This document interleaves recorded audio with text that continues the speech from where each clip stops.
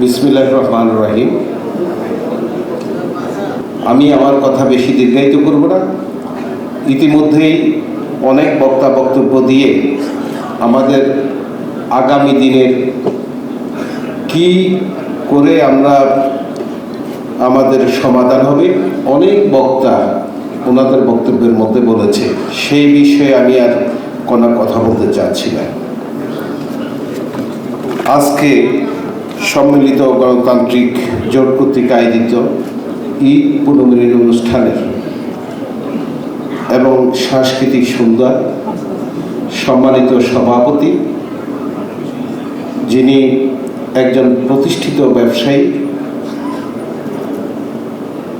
বাইরের সাবেক মহাসচিব জনাব রুহুল আমিন স্বপন প্রধান অতিথি হিসাবে আসন অলঙ্কৃত করেছেন আমাদের আপনাদের সকলের প্রিয় ঢাকা জেলা আওয়ামী লীগের বিপ্লবী সভাপতি, স্বরাষ্ট্র মন্ত্রণালয়ের সংসদীয় স্থায়ী কমিটির সম্মানিত সভাপতি, বীর মুক্তিযোদ্ধা জনাব বেনজির আহমেদ। বিশেষ অতিথি হিসেবে বক্তব্য রেখেছেন আমাদের আপনাদের সকলের প্রিয় মানুষ, বাইরার বর্তমান সভাপতি, যিনি আওয়ামী লীগের দুঃসময় আওয়ামী লীগের সাথে সহযোগিতা করেছেন, আমাদের ফেনী জেলা আওয়ামী লীগের সম্মানিত সদস্য জনাব আবুল বাশার। বক্তব্য রেখেছেন আমাদের বাইরের মহাসচিব, বীর মুক্তিযোদ্ধা জনাব আলী হায়দার চৌধুরী। বক্তব্য রেখেছেন আমার অত্যন্ত প্রিয় মানুষ জনাব শফিকুল আলম ফিরোজ। বক্তব্য রেখেছেন আমাদের মুফিজুর রহমান। বক্তব্য রেখেছেন আব্দুস সোবান। বক্তব্য রেখেছেন মনসুর আহমেদ এবং আমার সামনে বাইরের সম্মানিত সদস্যবৃন্দ। সবাইকে আমার ব্যক্তিগত পক্ষ থেকে সিনিকদা ওভারসিজ লিমিটেডের পক্ষ থেকে আন্তরিক অভিনন্দন এবং শুভেচ্ছা জানাই। যার কারণে আজকে আমরা একটি লাল সবুজের পতাকা পেয়েছি। জাতির জনক বঙ্গবন্ধু শেখ মুজিবুর রহমান সহ 1975 সালের 15 আগস্ট কালরাত্রিতে যারা শাহাদাত বরণ করেছেন, সবার প্রতি গভীর শ্রদ্ধা রেখেই আমি দুই একটি কথা বলে আমার কথা শেষ করতে চাই। আজকে অডিয়েন্স থেকে 4 জন বক্তা বক্তব্য দিয়েছেন, অত্যন্ত গুরুত্বপূর্ণ। ওনাদের কথার মাধ্যমে সেই বক্তব্য উপস্থাপন করেছেন। আমি ওনাদেরকে আন্তরিকভাবে ধন্যবাদ জানাই। আমাদের ডাইস থেকেও সকল বক্তা বক্তব্য দিয়েছেন, অত্যন্ত গুরুত্বপূর্ণ বক্তব্য দিয়েছেন। আমি ওনাদেরকে আন্তরিকভাবে ধন্যবাদ জানাই। এইখানে সিন্ডিকেটের কথা উঠা হয়েছে, সিন্ডিকেটের কথা বলা হয়েছে। যারা বক্তব্য দিয়েছেন বক্তাদের মাঝে সিন্ডিকেট নিয়ে কথা উঠেছে। সিন্ডিকেট কে সৃষ্টি করেছে ওনার নামও বলা হয়েছে।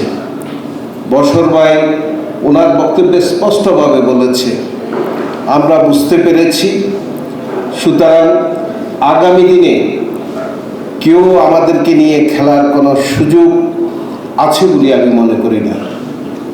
যে কালো আইনের কথা বলা হয়েছে, মানব পাচার আইন, এটা একটি আইন, যে আইনের মাধ্যমে আমরা ব্যবসা করি, আমরা ব্যবসা বাণিজ্য করি, আমরা সকলেই চাই আমরা পরিবার পরিজন নিয়ে সুন্দরভাবে চলার জন্য। কিন্তু রাত্রের অন্ধকারে এই কালো আইনের অজুহাত দেখায় যদি বাড়িতে যদি গিয়ে আমাদের ছেলে সন্তান স্ত্রীর সামনে যদি আমাদেরকে উঠায় নিয়ে আসে, তাহলে আর আমাদের সম্মান থাকে না। আমাদের এই টাকার প্রয়োজন নেই।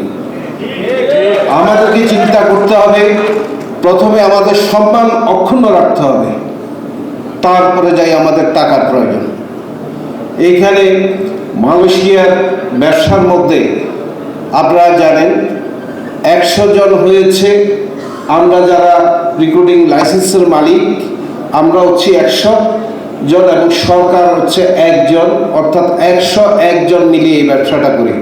কিন্তু এই ব্যবসাতে আমরা বিভিন্নভাবে আমরা উপকৃত হয়েছি প্রায় 1500 জনের মতো, কম বেশি।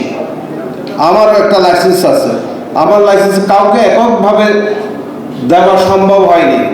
রুহুল আমিন স্বপন ভাই আন্তরিকভাবে চেষ্টা করেছিল সবাইকে সম্পৃক্ত করার জন্য। একটা লোক যতই আন্তরিক হোক সবাইকে সম্পৃক্ত করা সম্ভব হয় না, তবে আমাদেরকে খেয়াল রাখতে হবে ওনার আন্তরিকতার কোনো অভাব ছিল না, উনি চেষ্টা করেছে। আজকে এই বাইরের সম্মানিত সদস্যবৃন্দরা এখানে উপস্থিত আছেন। আমার মনে হয় অতীতে কোনো মিটিংয়ে এত উপস্থিতিতে অতীতে ছিল না। আজকে আপনারা একসাথে হয়েছেন, আমি অত্যন্ত খুশি হয়েছি। কারণ হচ্ছে আমাদের বাইরের বর্তমান সভাপতি সাধারণ সম্পাদক এখানে উপস্থিত আছেন, রুহুল আমিন স্বপন ভাই উপস্থিত আছেন, আমাদের প্রধান অতিথি বেনজির ভাই উপস্থিত আছেন এবং সকল এইখানে নীতি নির্ধারক যারা এখানে উপস্থিত আছেন।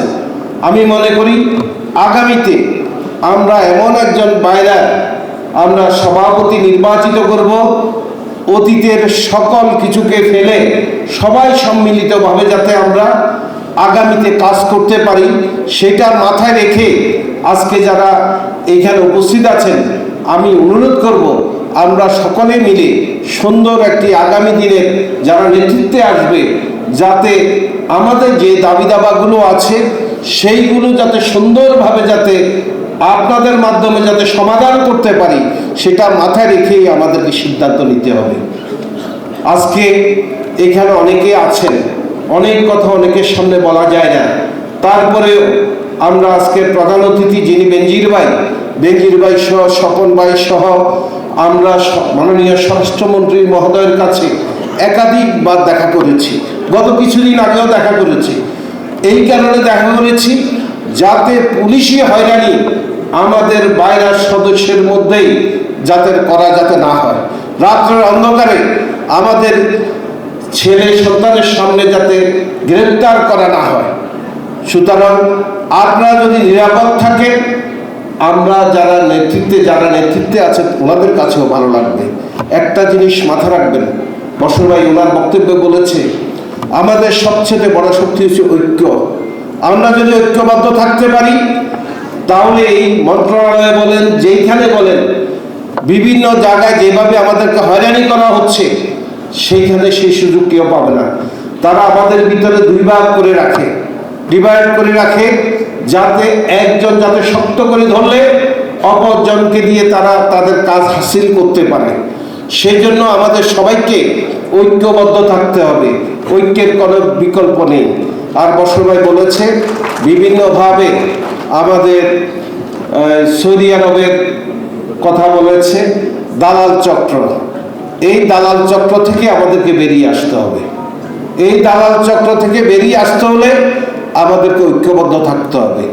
সেই ঐক্যবদ্ধ থাকার আহ্বান জানিয়ে আজকে আগামী বাইরের নির্বাচনে এখানে বসর ভাই আছেন, আমাদের মাননীয় মহাসচিবও আছেন, এইখানে রুহুল আমিন ভাই আছেন, আমাদের নেতৃবৃন্দ সকলেই আছেন।